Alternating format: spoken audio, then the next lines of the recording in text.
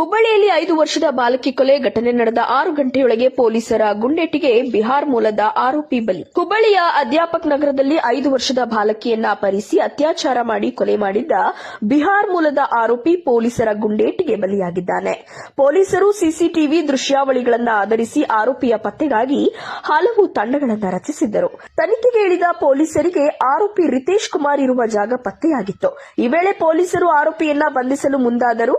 ಆದರೆ ಪೊಲೀಸರ ಮೇಲೆ ರಿತೇಶ್ ಕುಮಾರ್ ಹಲ್ಲೆಗೆ ಯತ್ನಿಸಿದ್ದು ಆತ್ಮರಕ್ಷಣೆಗಾಗಿ ಪೊಲೀಸರು ಗುಂಡು ಹಾರಿಸಿದರು. ಪೊಲೀಸರು ಹಾರಿಸಿದ ಗುಂಡುಗಳು ಆರೋಪಿಯ ಕಾಲು ಮತ್ತು ಎದೆಯ ಭಾಗಕ್ಕೆ ನುಗ್ಗಿದ್ದರಿಂದ ಅಲ್ಲೇ ಕುಸಿದು ಬಿದ್ದು ಸತ್ತಿದ್ದಾನೆ. ಅಶೋಕ್ ನಗರ ಪೊಲೀಸ್ ಠಾಣೆಯಲ್ಲಿ ಇವತ್ತು ಬೆಳಗ್ಗೆ ಒಂದು ಘಟನೆ ನಡೆದಿದೆ. ಆ ಘಟನೆಯಲ್ಲಿ ಕೊಪ್ಪಳ ಮೂಲದ ಕುಟುಂಬ ಒಂದು ಇಲ್ಲಿ ಹುಬ್ಬಳ್ಳಿಯಲ್ಲಿ ಬಹಳಷ್ಟು ದಿನಗಳಿಂದ ಪೇಂಟಿಂಗ್ ಕೆಲಸ ಮತ್ತು ಮನೆ ಕೆಲಸ ಅಂದರೆ ಆ ಮನೆಯ ಗಂಡು ಮಗ ಯಾರಿದ್ದಾನೆ ಅವನು ಪೇಂಟಿಂಗ್ ಕೆಲಸ ಮಾಡುವಂಥದ್ದು ಮತ್ತು ಆತನ ಶ್ರೀಮತಿ ಮನೆ ಕೆಲಸ ಮಾಡುವಂಥದ್ದು ಮತ್ತು ಬ್ಯೂಟಿ ಪಾರ್ಲರ್ ಕೆಲಸ ಮಾಡುವಂಥದ್ದು ಮಾಡ್ತಾರೆ. ಈ ದಿನ ಬೆಳಗ್ಗೆ ತನ್ನ ಮಗುವನ್ನು ಕರ್ಕೊಂಡು ಅಲ್ಲಿ ಅಕ್ಕಪಕ್ಕದ ಮನೆಗಳಲ್ಲಿ ಕೆಲಸ ಮಾಡುವಂಥ ಸಂದರ್ಭದಲ್ಲಿ ಒಂದು ಮನೆ ಒಳಗಡೆ ಬಿಟ್ಟಾಗ ಒಬ್ಬ ಅಪರಿಚಿತ ವ್ಯಕ್ತಿ ಆ ಮಗುವನ್ನು ಕರ್ಕೊಂಡು ಹೋಗ್ಬಿಟ್ಟು ನಂತರ ಆ ಮಗು ಸಾವಾಗಿದೆ.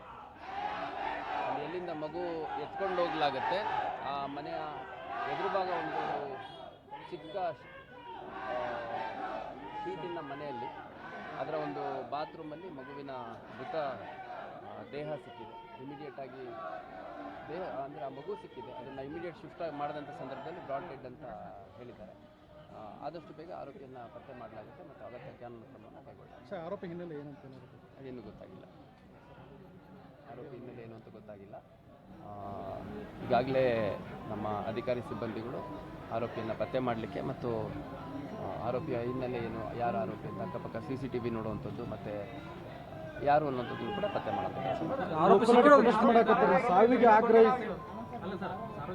ಈಗ ನಾನು ಇಲ್ಲಿ ಕೇಳಿ, ನಾನೊಂದು ಬಂದೋಬಸ್ತಲ್ಲಿ ಈಗ ನೇರವಾಗಿ ಇಲ್ಲಿ ಕಿಮ್ಸ್ಗೆ ಹೋಗ್ಬಿಟ್ಟು ಮೃತ ಮಗು ಏನಿದೆ ಅದನ್ನು ನೋಡಿ ಇಲ್ಲಿ ಠಾಣೆಗೆ ಬಂದಿದ್ದೀನಿ.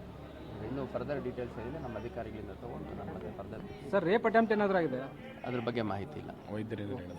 ವೈದ್ಯರ ಜೊತೆ ಅಲ್ಲಿ ಈಗಷ್ಟೇ ಬಾಡಿ ಶಿಫ್ಟ್ ಆಗಿದೆ ಕಿಮ್ಸ್ಗೆ. ಹಾಗಾಗಿ ನಾವು ರಿಕ್ವೆಸಿಷನ್ ಕೊಡಬೇಕಾಗತ್ತೆ.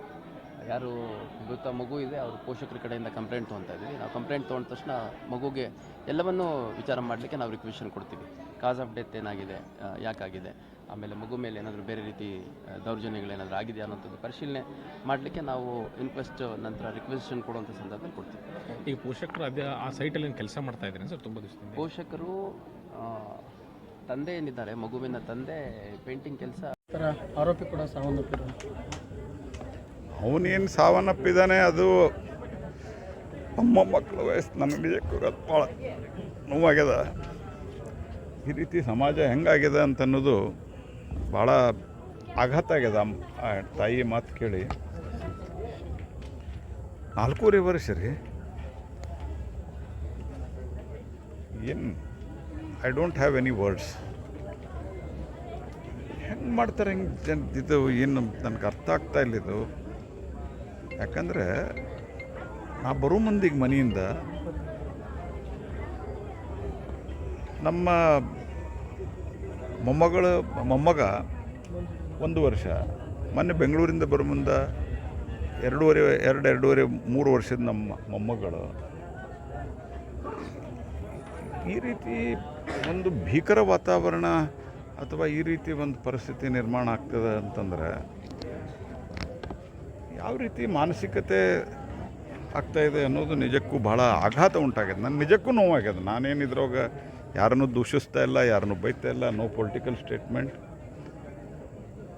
ಆದರೆ ನಾನು ಇವತ್ತು ಪೊಲೀಸ್ ಕಮಿಷನರ್ ಅವ್ರಿಗೂ ಮಾತಾಡಿದ್ದೇನೆ. ವರದಿ ಯಾಸಿನ್ ಕಿತ್ತೂರ್, ಅಸದ್ ಆರ್ಜೆ. ಎಲ್ಲರಿಗೂ ನಮಸ್ಕಾರ. ಮುಂದಿನ ಸಂಚಿಕೆಯಲ್ಲಿ ಸಿಗೋಣ. ದಯವಿಟ್ಟು ನಮ್ಮ ಹಾಯ್ ಮಲಪ್ರಭಾ ಯೂಟ್ಯೂಬ್ ಚಾನಲ್ಗೆ ಸಬ್ಸ್ಕ್ರೈಬ್ ಮಾಡಿ.